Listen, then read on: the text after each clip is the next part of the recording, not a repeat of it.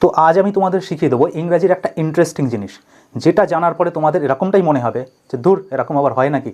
আর এটাও আমি বলতে পারি তোমরা এই জিনিসটা আগে কিন্তু জানতে না। দেখো এখানে একটা সেন্টেন্স আসছে যে I am lying dash the bed. তো এই ড্যাশ বা শূন্যস্থানে আমরা কোন প্রিপোজিশন ব্যবহার করতে পারি, ইন না অন?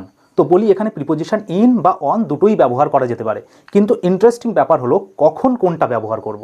দেখো যখন আমরা খাটের উপরে বা বিছানার উপরে গায়ের উপরে কাঁথা, কম্বল, লেপ এই রকম কোনো কিছু যদি আমাদের গায়ের উপরে চাপা দিয়ে শুয়ে থাকি, তো তখন আমাদেরকে প্রিপোজিশন ইন ব্যবহার করতে হবে। মানে তখন সেন্টেন্সটা হবে I am lying in the bed.